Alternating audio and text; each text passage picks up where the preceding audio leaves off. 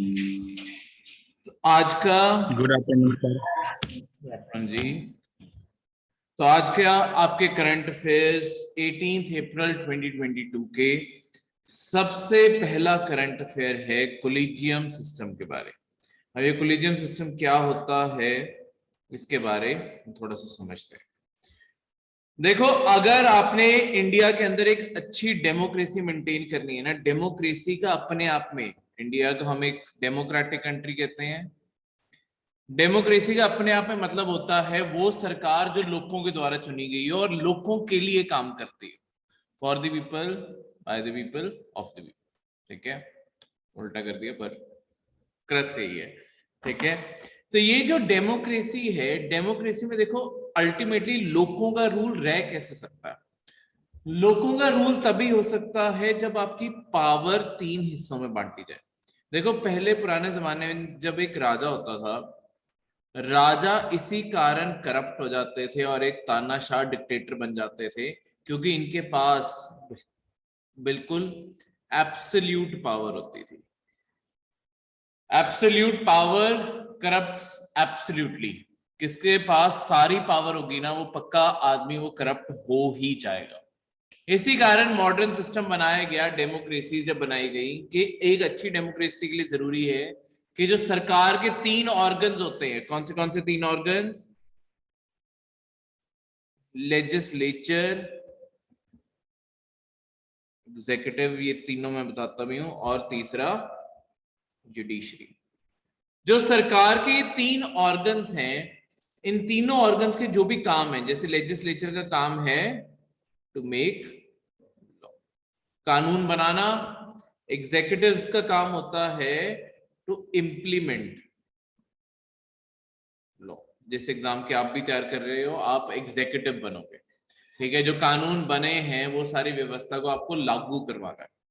ठीक है, और लास्ट में जुडिशरी, जिनका काम है जजमेंट का, कानून की जजमेंट, कानून सही बने हैं या नहीं है, कानून बनाने का तरीका सही था या नहीं था, और अल्टीमेटली उसी कानून के बेसिस पे लोगों को जज करना कि क्या लोग सही फॉलो कर रहे हैं या नहीं कर रहे।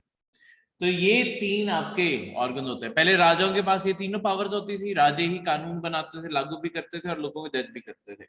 इसी कारण एब्सोल्यूट पावर। मॉडर्न डेमोक्रेसीज जिस सिस्टम पे बनी है, ये जब तीनों ऑर्गन्स अलग अलग होते हैं, देखो जैसे इंडिया में अगर मैं टॉप की बात करूं, लेजिस्लेचर इंडिया में सबसे टॉप है पार्लियामेंट जो कानून बनाती है। एग्जीक्यूटिव सबसे टॉप इंडिया में प्रेसिडेंट, और उसे सपोर्ट करते हैं प्राइम मिनिस्टर और उसके काउंसिल ऑफ मिनिस्टर्स। ठीक है, जुडिशरी इंडिया में सुप्रीम कोर्ट। तीनों अलग अलग ऑर्गन्स हैं, किसी एक पर्सन के पास तीनों पावर्स नहीं है। इस कंसेप्ट को कहते हैं आपका सेपरेशन ऑफ पावर का कंसेप्ट। इस सेपरेशन ऑफ पावर में स्पेशल रोल प्ले जो करता है वो है जुडिशरी, क्योंकि जुडिशरी इन दोनों ऑर्गन्स को लगातार चेक में रख सकती है। जैसे मैंने बताया कि कानून सही तरीके से बना है या कानून सही बना है या नहीं, लागू सही तरीके से हुआ है या नहीं हुआ, और ऐसे सारी जजमेंट्स।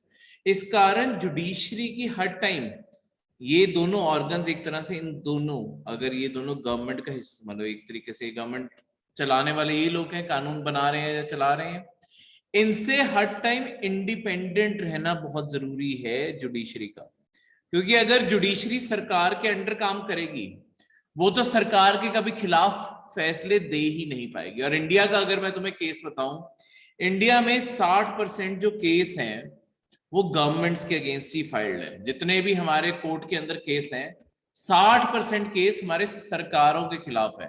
ठीक है, सरकारों में किसी डिपार्टमेंट के खिलाफ हो सकते हैं, स्टेट गवर्नमेंट के खिलाफ हो सकता है, सेंटर के खिलाफ हो सकता है, मतलब किसी के, गवर्नमेंट के खिलाफ है 60% केस। तो खुद ही मान लो अगर गवर्नमेंट की ही जुडिशरी होती, ये 60 के 60% केसेस में गवर्नमेंट जीतती होती। ठीक है, तो अभी इसीलिए गवर्नमेंट को कई बार कंपनसेशन पे करनी पड़ती है, सब कुछ देना पड़ता है, क्योंकि जुडिशरी ज्यादा है। अब जुडिशरी की, जी करिश्मा कुछ पूछना चाहते हैं आप? अपने हैंड रेस किया। Yes sir. सर एक्चुअली जो आपने स्टार्टिंग की थी ना बेसिक, एक बार वापस रिपीट कर दीजिए। क्या चीज? स्टार्टिंग? सर जो स्टार्टिंग एक बार वापस रिपीट कर दीजिए, आई एम लेट। अच्छा अच्छा, कोई बात, मैं एक बार ओवरव्यू दे देता हूँ थोड़ा सा ओके बेसिक्स। सर।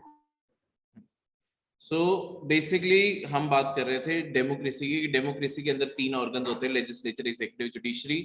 लेजिस्लेचर का काम है कानून बनाना, एग्जीक्यूटिव का काम है इंप्लीमेंट करना, और जुडिशरी का काम है जजमेंट्स करना। अगर आप एक अच्छी डेमोक्रेसी, एक अच्छा डेमोक्रेटिक देश बनाना चाहते हो, इन तीनों को अलग अलग रखना जरूरी है।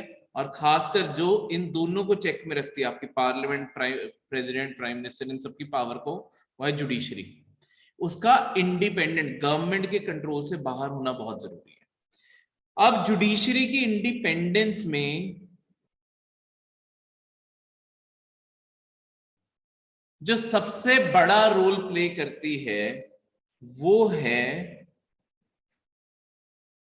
जजेस की अपॉइंटमेंट, कि जजेस को नियुक्त कैसे किया जाता है, अपॉइंट कैसे किया जाता है। देखो, आपके चाहे यहाँ पे 2 जजेस, 2 जगहों के जजेस की बात करता हूँ, सुप्रीम कोर्ट और हाई कोर्ट। दोनों जजेस को अल्टीमेटली अपॉइंट आपका प्रेसिडेंट ऑफ इंडिया ही करता है। पर प्रेसिडेंट ऑफ इंडिया तो फिर एग्जीक्यूटिव हो गया, वो तो अपनी मनमर्जी से किसी भी जज को कर देगा। ऐसा नहीं है।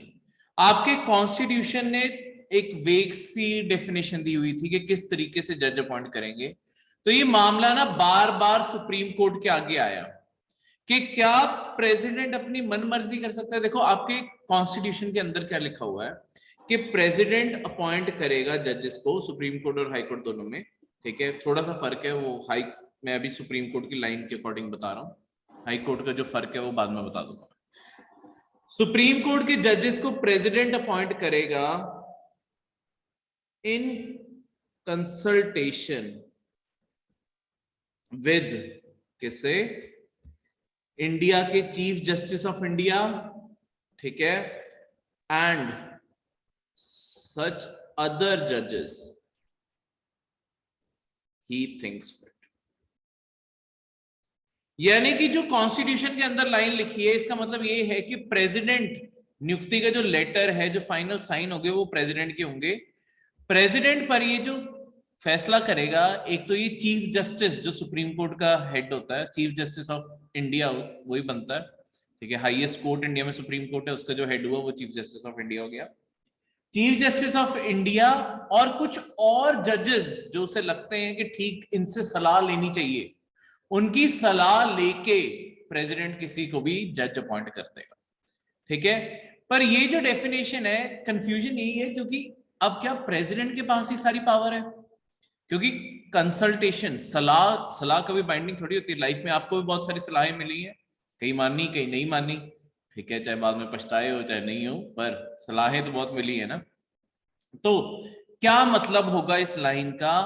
जब भी ऐसा कोई क्वेश्चन क्रिएट होता है ना कि कॉन्स्टिट्यूशन के अंदर जो लाइनें लिखी हैं, इनका मतलब क्या है, इनकी इंटरप्रिटेशन करनी है। कॉन्स्टिट्यूशन को पढ़ के उसका मतलब बताना जब भी हो, ये पावर सिर्फ सुप्रीम कोर्ट के पास है। इसी कारण इसे भी बार बार सुप्रीम कोर्ट के आगे पेश हुआ। बहुत सारे लोगों ने याचिका लगाई, आपकी एप्लीकेशन फाइल की कि इस लाइन का मतलब क्या है। सुप्रीम कोर्ट ने टोटल 3 बारी केसेस अलग अलग सुने हैं। फर्स्ट जज केस, सेकंड जज केस, मतलब अब तो 4 हो गए हैं, 4th जज केस भी है।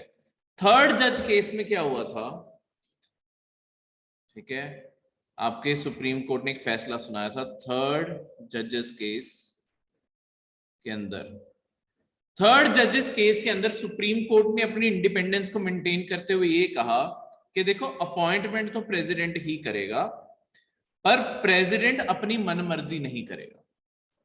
एक सिस्टम क्रिएट किया गया जिसे हम कहते हैं कोलिजियम सिस्टम। कोलिजियम सिस्टम में आपके चीफ जस्टिस ऑफ इंडिया होगा प्लस 4 सीनियर मोस्ट जजेस ऑफ सुप्रीम कोर्ट।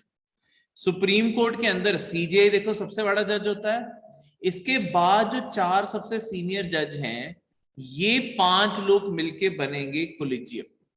ये 5 लोग बैठेंगे, 5 लोग इंडिया के अलग अलग जजेस जो भी सुप्रीम कोर्ट में प्रमोट होने के लिए इंटरेस्टेड है, उनकी एप्लीकेशंस को कंसिडर करेंगे। ठीक है, उसके बाद कंसिडर करने के बाद ये अप्रूवल देंगे किस किस का नाम इन्होंने रेकमेंड करना है। किसी का भी नाम रेकमेंड करने के लिए इनमें से कितने लोगों का अप्रूवल चाहिए? CGI plus 2। अगर इनमें से ये टोटल 5 लोग हैं ना, देखो CGI अलग क्यों लिखा है, ये क्राइटेरिया यहाँ पे ये कि टोटल हमने 5 सीनियर मोस्ट क्यों नहीं लिख दी, क्योंकि CGI तो सबसे सीनियर ही होता है, ठीक है। तो होता क्या है कि लेट्स सपोज ये 4 किसी जज के नाम पे एग्री करके, पर CGI ने किसी के नाम पे मना कर दिया, तो वो नाम रिजेक्टेड माना जाता है। CGI का अलग से हाँ चाहिए, और ये 4 लोगों की आपको एक तरीके से, सॉरी 3 आना था, ठीक है, मेजॉरिटी बनानी, गलती से 2 लिख दिया, 3 लिखना था, ठीक है। तो 3 लोगों की यहाँ पे, इन 4 में से मेजॉरिटी 3 लोगों की बनेगी, तो 3 लोगों ने अगर यहाँ पे हाँ बोला और CGI ने हाँ बोला, उस पर्सन का नाम रेकमेंड हो जाता है प्रेसिडेंट को कि उसे सुप्रीम कोर्ट का जज बना दिया जाए। फिर प्रेसिडेंट साइन करेगा और वो जज सुप्रीम कोर्ट में अपॉइंट हो जाता है। देखो मैक्सिमम जो आपका कॉन्स्टिट्यूशन है उसमें कोई मिनिमम एज नहीं लिखी हुई कि मिनिमम कितनी उम्र में कोई सुप्रीम कोर्ट का जज बन सकता है। उसमें सिर्फ तजुर्बे के अकॉर्डिंग आप सुप्रीम कोर्ट के जज बनते हो। अगर आप 10 साल हाई कोर्ट के अंदर वकील रह चुके हो, एडवोकेट रह चुके हो, आप तब अप्लाई कर सकते हो सुप्रीम कोर्ट के जज बनने के लिए। अगर आपने 5 साल हाई कोर्ट के जज के तौर पे प्रैक्टिस की है, मतलब जज रहे हो आप हाई कोर्ट पे, तो आप 5 साल बाद अप्लाई कर सकते हो सुप्रीम कोर्ट के लेवल पे कि मुझे सुप्रीम कोर्ट का जज बना दिया जाए, ठीक है। किसी भी एज में किसी को बनाया जा सकता है, और इस सारे सिस्टम से ये चीज ऑपरेट करती है, ठीक है, क्लियर है। अब आज की न्यूज क्या थी उसके बारे में बात करते हैं, ठीक है। आज न्यूज क्या आई हुई है,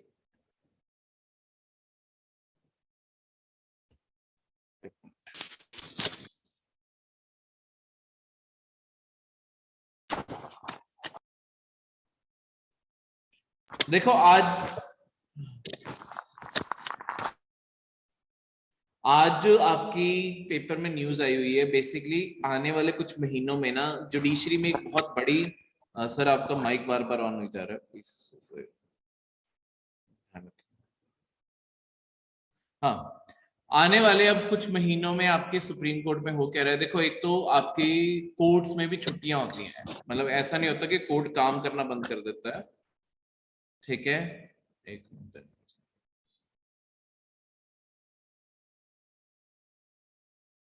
ठीक है।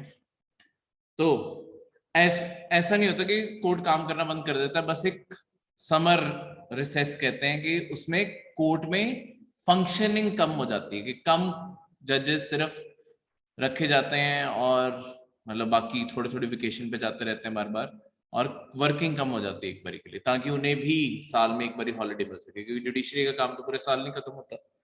अब प्रॉब्लम क्या आ रही है कि जुडिशरी 2022 में ना एक क्राइसिस में जाने वाली है, खासकर सुप्रीम कोर्ट में, कि आपके बहुत सारे जजेस ना रिटायर हो रहे हैं, और इस टाइम आपका कोलिजियम सिस्टम, अगर छुट्टियां हो रही हैं तो कोलिजियम सिस्टम भी नहीं बैठेगा जो और जजेस के नाम रिकमेंड किए जाए, तो एक लगातार बहुत सारे सुप्रीम कोर्ट के अंदर जज रिटायर होने वाले हैं। रिटायरमेंट एज मैक्सिमम 65 ईयर्स है, 65 ईयर्स पे आपको रिटायर होना पड़ता है सुप्रीम कोर्ट में से। सुप्रीम कोर्ट के जज की रिटायरमेंट एज 65 है, ठीक है। हाई कोर्ट के जज की रिटायरमेंट एज 62 है। तो हाई कोर्ट से कोई रिटायर हुआ जज सुप्रीम कोर्ट जा सकता होता है, ठीक है। बस सुप्रीम कोर्ट से आप रिटायर हो गए तो बस आप रिटायर हो गए, ठीक है। अब यहां पे इसी कारण आने वाले टाइम में देखो जुडिशरी में ऑलरेडी आपकी पेंडेंसी बहुत है, बहुत सारे केसेस आपके डिले चल रहे हैं, 10-10 साल 12-12 साल लोगों को जस्टिस नहीं मिलता। उसकी एक प्रॉब्लम है, ये है कि इंडिया के अंदर आपके जजेस ही कम है, ठीक है।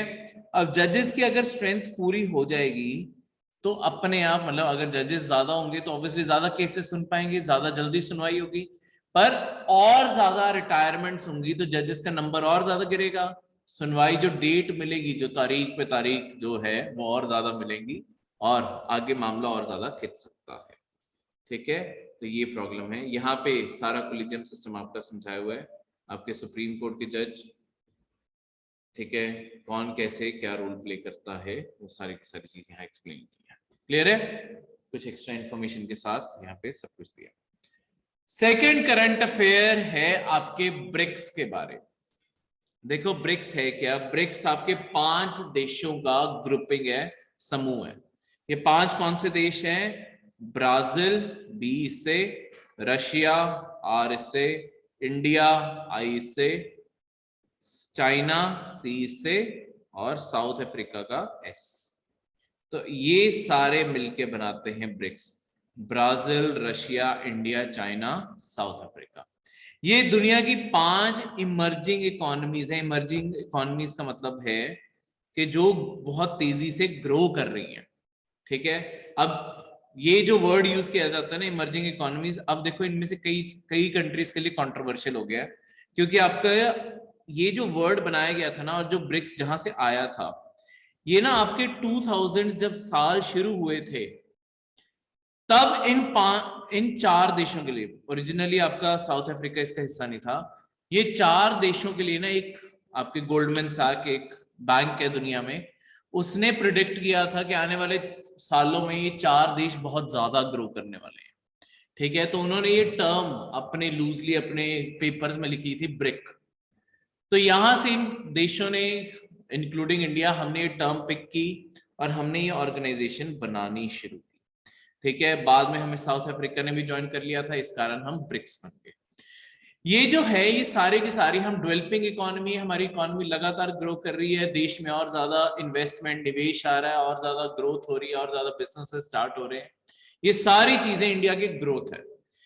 पर अगर जनरली, क्योंकि ये देखो अर्ली 2000 में यूज हुआ था, और 2015 तक भी ये सारी की सारी चीजें ठीक ठाक चलती रही, पर उसके बाद से 2015 के बाद ना, इनमें से कई देश जैसे कि ब्राजील, रशिया और आपका साउथ अफ्रीका, ये तीनों देश ना आपके इकोनॉमिक क्राइसिस में है, डूब रहे हैं। इनकी इकोनॉमीज अब ऊपर नहीं जा रही, अब इनकी इकोनॉमीज नीचे डाउन टर्न में। ठीक है, इस टाइम ब्रिक्स में ग्रो करने वाले सिर्फ 2 ही देश हैं जो एक्चुअली ग्रो कर रहे हैं, वो है इंडिया और चाइना। ठीक है, चाइना के ऊपर एक लेटेस्ट चीज, वेरी रिसेंट करंट अफेयर्स में और बता दूं कि आपके चाइना की ना कोविड को लेके एक पॉलिसी है, जिसे कहते हैं जीरो कोविड पॉलिसी। उसमें क्या है कि चाइना के अंदर हल्के से भी केसेस राइज होने लगते हैं ना, अभी 20, 25, 50 के करीब भी केसेस होते हैं, चाइना क्या करता है, उस पूरे शहर में लॉकडाउन कर देता है। तो इस टाइम आपके शंघाई, जो बहुत बड़ा शहर है, आपका प्रोविंस है पूरा चाइना का, वहां पे बहुत बड़े स्केल पे लॉकडाउन लगा हुआ है। और जो वहां से वीडियोस निकल के आ रही हैं कि लोग लिटरली अपने फ्लैट से चीखे मार रहे हैं कि हम भूखे मर रहे हैं, हमारे पास खाना नहीं है। तो इसके कारण दूसरा, इसका असर दुनिया की इकोनॉमी और ये सारी चीजों पे क्या पड़ रहा है चाइना के इससे। देखो, चाइना दुनिया को बहुत सारा सामान सप्लाई करता है। अगर चाइना लॉकडाउन करता है, और जो शंघाई जैसे शहर है ना, ये आपके इंडस्ट्रियल टाउन्स है, यहाँ पे इंडस्ट्रीज है, यहाँ पे भी लॉकडाउन हो जाता है इंडस्ट्रीज में, तो दुनिया में सप्लाई की कमी पड़ जाती है। इसी कारण रिसेंट सालों में क्या हुआ है, जब से कोविड शुरू हुआ है, चाइना से ना बहुत सारी इंडस्ट्रीज ने किसी और जगह पे मूव इन करना शुरू कर दिया। जैसे इंडिया में भी आई हैं कुछ, ठीक है, और देशों में भी गई हैं, क्योंकि इसका अल्टीमेट सिग्निफिकेंस यही है, क्योंकि चाइना का ये जो इतनी स्ट्रिक्टनेस वाली पॉलिसीज है ना, वो कहीं ना कहीं इकोनॉमी को डैमेज करती है। तो इस तरीके से, ठीक है, ये जो ब्रिक्स है, ब्रिक्स ने पर और बहुत सारी चीजें अचीव की हैं। देखो ब्रिक्स की अभी भी मतलब करंट अफेयर आपका यही है कि चाइना के अंदर इस साल आपके जून में मीटिंग होनी है, और जून में मीटिंग होगी ब्रिक्स की, और उसमें इंडिया भी पार्टिसिपेट करेगा। पहले इंडिया का डाउट था कि इंडिया पार्टिसिपेट करेगा या नहीं करेगा, क्योंकि चाइना के साथ जो हमारे बॉर्डर इश्यू चल रहे हैं, उसके कारण इंडिया जगह जगह पे प्रोटेस्ट कर रहा है चाइना के साथ ना कोऑपरेट करके। जैसे चाइना में अभी ओलंपिक्स, विंटर ओलंपिक्स हुए थे, इंडिया ने अपने किसी भी एम्बेसडर को वहां पे नहीं भेजा, ठीक है, हमने पार्टिसिपेट करने से नहीं मना किया, पर हमारे जितने भी जो डिप्लोमेट्स होते हैं ना, उन्हें मना कर दिया गया कि वो कोई भी नहीं जाएगा, ठीक है। तो इसी कारण ये जो सारी की सारी चीजें हैं, उसके कारण ये भी डाउट था कि ब्रिक्स में इंडिया पार्टिसिपेट करने नहीं आएगा, आएगा तो नहीं आएगा। इसी के चलते हुए मार्च के एंड में ना उनके चाइना के फॉरेन मिनिस्टर वांग ही इंडिया आए हुए थे दिल्ली में कन्विंस करने के इंडिया आ जाए, और इंडिया फाइनली मान गया कि हाँ चलो हम पार्टिसिपेट करेंगे जून में, ताकि कहीं ना कहीं तो देखो बातचीत चलाए रखनी है, कॉपरेशन बनाए रखनी है। अब अगर इसकी बात की जाए जनरल इसकी, देखो ये सारे देश मिलके हम दुनिया के 26.7% दुनिया की लैंड सरफेस का एरिया बनाते हैं, 41.5% दुनिया की पॉपुलेशन, ऑब्वियसली इंडिया चाइना आगे तो पॉपुलेशन तो अपने आप ही ऊपर चली जाएगी, तो दुनिया की 41% जो पॉपुलेशन है वो इन 5 देशों में रहती है, ठीक है। इसके अलावा हमारी जो कंबाइंड जीडीपी है सारे देशों की मिला के वो 19.6 ट्रिलियन है। पर इसके रिगार्डिंग प्रीवियस ईयर पेपर में क्वेश्चन आया हुआ है, जो मैं तुम्हें यहाँ पे पॉइंट आउट करके बता दूं कि कैसे क्वेश्चन बन सकते होते हैं।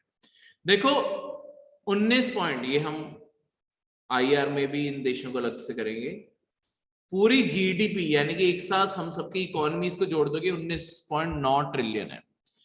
स्टेटमेंट आई हुई थी ब्रिक्स के रिगार्डिंग, स्टेटमेंट ये थी कि चाइना की जीडीपी बाकी चारों ब्रिक्स के, मतलब तुम बताओ ये स्टेटमेंट सही है या गलत है, चाइना की जीडीपी बाकी चारों ब्रिक्स के देशों की कंबाइंड जीडीपी से भी ज्यादा है। जो चाइना की, अकेले चाइना की जो जीडीपी है वो बाकी 4 देशों की टोटल करके जो जीडीपी आएगी उससे भी ज्यादा है। ये स्टेटमेंट सही है या गलत है? ये स्टेटमेंट सही थी। एक्चुअली इसमें से सबसे बड़ी जीडीपी चाइना की ही है, उसके बाद इंडिया की है, इंडिया के बाद जितने भी देश है ना, देखो इंडिया की ट्रिलियंस में है, बाकी जितने भी ये देश हैं इन सबकी बिलियंस में रह जाती है आपकी। इसी कारण चाइना की टोटल जोड़ के भी नहीं बना पाते। चाइना दुनिया की सबसे बड़ी इकोनॉमिक सुपर पावर बनता जा रहा है, अमेरिका धीरे धीरे पीछे छूटता जा रहा है, तो ऑब्वियसली वो उस लेवल पे टक्कर दे रहे हैं। तो ये स्टेटमेंट बिल्कुल सही थी, ठीक है, तो इस चीज को याद रखना। क्लियर है?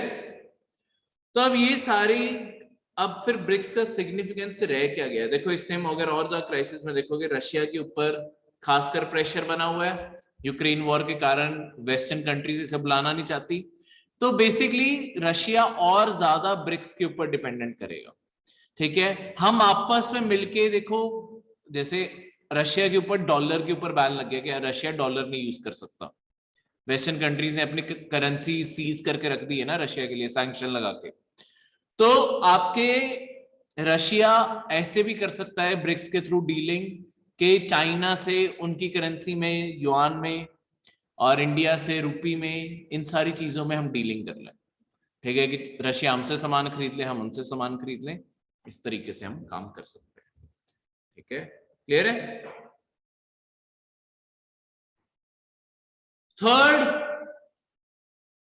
जो आपका करंट अफेयर है वो हमारे एलएसी से आ रहा है, तो साथ में ये एक जनरल अवेयरनेस का, ऊपर का देखो डायरेक्टली क्वेश्चन, ये न्यूज जो है एक जनरल अवेयरनेस के लिए कि हमें पता होना चाहिए कि हमारे नेबरहुड में क्या चल रहा है। देखो आपके चाइना ना बहुत सारे अनमैन्ड एरियल व्हीकल्स, इन्हें यूएवी कहते हैं, एरियल मतलब जो प्लेन्स हुए जो फ्लाइट ले सकते हैं, ठीक है। देखो अनमैन्ड जितने भी आपके, जिन्हें हम ड्रोन्स कह देते हैं ना, उनके एक्चुअल डेफिनेशन देखो, ड्रोन्स बहुत टाइप के हो सकते हैं। यूएवी जो एरियल है, जो फ्लाई कर सकता है, अनमैन्ड मेरीन व्हीकल जो आपके समुंदर में बिना ह्यूमंस के, अनमैन्ड का मतलब है कि इंसान को उसके अंदर बैठने की जरूरत नहीं है, ठीक है। तो और यूएलवी अनमैन्ड लैंड व्हीकल्स, ये तीनों तरीके की आपकी चीजें हो सकती हैं। दुनिया में जो सबसे पॉपुलर ऑब्वियसली हैं वो आपके एरियल व्हीकल्स हैं जो फ्लाइट टेक ऑफ कर सकते हैं। देखो आपको कई बार फोटोग्राफ्स या चीजों में लग सकता है कि यूएवी बहुत छोटे होते हैं, जो मिलिट्री के होते हैं वो बहुत ही छोटे साइज के होते होंगे, पर जो एक्चुअली जो मिसाइल्स और बॉम्ब्स कैरी करते हैं ना वो उतने ही साइज के होते हैं जितना एक फाइटर एयरक्राफ्ट होता है वो उतने बड़े बड़े ही होते हैं। बस हम ये चीज बना क्यों रहे हैं कि देखो जो आपके फाइटर पायलट है ना उनकी लाइफ बच जाएगी। अगर कभी भी कोई इंसिडेंस होता है, कोई भी लड़ाई होती है, कुछ भी होता है, अगर एक मशीन उड़ा भी दी गई, जान का नुकसान तो नहीं हुआ। देखो ओवर द टाइम ना, आपकी एक चीज बताऊं कि मॉडर्न वॉरफेयर जो आज वॉरफेयर का जमाना है, पुराने जमाने और आज के जमाने में फर्क क्या आ गया है। देखो पुराने जमाने में होता था कि एक करेज वैलर इस चीज में, मतलब इस चीज में जोश जज्बा इन चीजों में माना जाता था कि किसी ने अपनी जान कुर्बान कर दी देश के पीछे। आज थोड़ा सा सिस्टम उल्टा हो गया है। आजकल देशों का फोकस ये नहीं है कि कितने लोग अपनी जान कुर्बान कर सकते हैं, हमारा फोकस इस चीज पे रहता है कि हम कितनी जानें अपने सोल्जर्स की बचा लें, क्योंकि अल्टीमेटली एसेट है, ट्रेन्ड सोल्जर्स हैं, ज्यादा बेटर लड़ाइयां लड़ सकते हैं और लॉन्ग टर्म लड़ सकते हैं, उनकी जान क्यों गंवानी। ठीक है, तो आजकल इसी कारण ये मशीन्स और ये सारी चीजों से हम ज्यादा लड़ाइयां करना चाहते हैं। खासकर लास्ट ईयर ये यूएवीज, इनकी इंपॉर्टेंस ना बहुत ज्यादा बढ़ गई। लास्ट ईयर 2 देश आपके लड़े थे,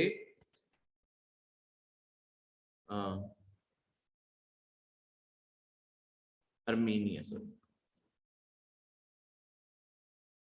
अर्मेनिया और अजरबैजान, ये ना 2 देश हैं आपके सेंट्रल एशिया के पास पड़ गए, कैस्पियन सी के पास पड़ गए। ये जो 2 देश हैं बहुत ही छोटे छोटे से देश हैं, इन दोनों की ना आपस में बनती नहीं है। और आज तक क्या हुआ है, ये हिस्ट्री में 3-4 बारी एक दूसरे से लड़ चुके हैं। इसमें क्या होता था, यहां तो इन दोनों में बिल्कुल टक्कर का मुकाबला रहता था, या अर्मेनिया ने ना कुछ अजरबैजान के एरियाज पे कब्जा करके रखा हुआ था। तो एक तरीके से अर्मेनिया लीड में रहता है, आया था, और जीतता भी आया जब जब लड़ाई हुई। अजरबैजान ने लास्ट ईयर 2021 में ना एक चीज ही बदल के रख दी।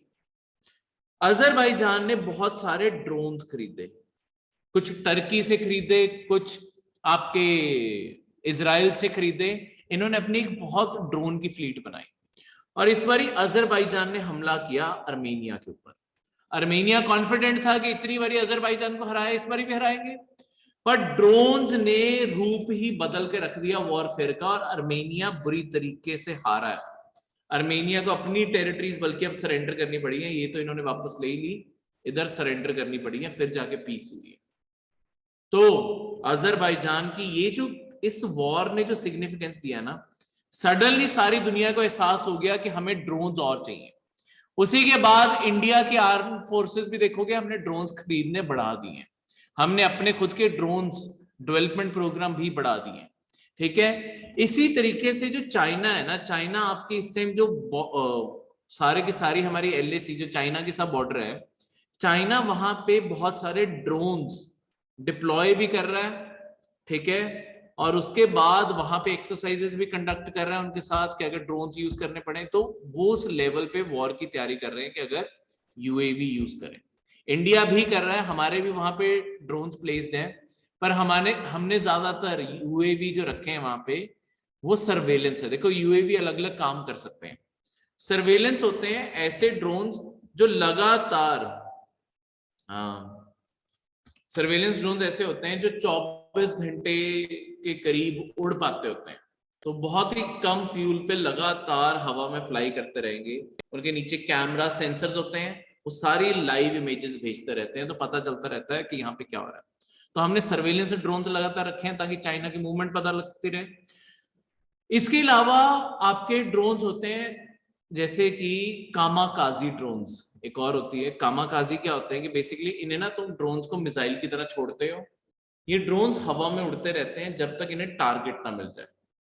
कामाकाजी वर्ड कहां से आया है आपके ना, वर्ल्ड वॉर 2 में जापानीज जो पायलट्स होते थे वो क्या करते थे, जैसे कोई भी उनके दुश्मन की शिप जा रही है ना, जापानीज पायलट सीधा डाइव मारते थे और जाके अपना प्लेन के अंदर बॉम्ब भरे होते थे और प्लेन ही जाके शिप में मारते थे। तो एक तरह से सुसाइडल मिशन करते थे कि सुसाइड कमिट कर देते थे। इन्हें कहते हैं कामाकाजी मिशन। तो ये ड्रोन्स भी यही करते हैं, ड्रोन अपने आप में पूरी मिसाइल ही होती है, तो ये उड़ती रहती है, वैसे नहीं तो क्या होती है, मिसाइल लॉन्च हुई कहीं जाकर गिर जाएगी, ये ड्रोन्स क्या है, ये उड़ता रहेगा। जब इसे इसका टारगेट मिल गया तब ये ऐसे डाइव मारेगा और बिल्कुल नोज टिप पे जाके उसके ऊपर जाके गिर जाएगा, तो ड्रोन खत्म, क्योंकि मिसाइल ही थी वो, बस खत्म हो गया। तो ऐसे ड्रोन, ऐसे अलग अलग टेक्नोलॉजीज डेवलप हो रही हैं दुनिया में, और हमें भी अपने डिफेंस में धीरे धीरे हम भी इन्हें जोड़ते जा रहे हैं। ठीक है, तो ये थे आपके आज के करंट अफेयर्स।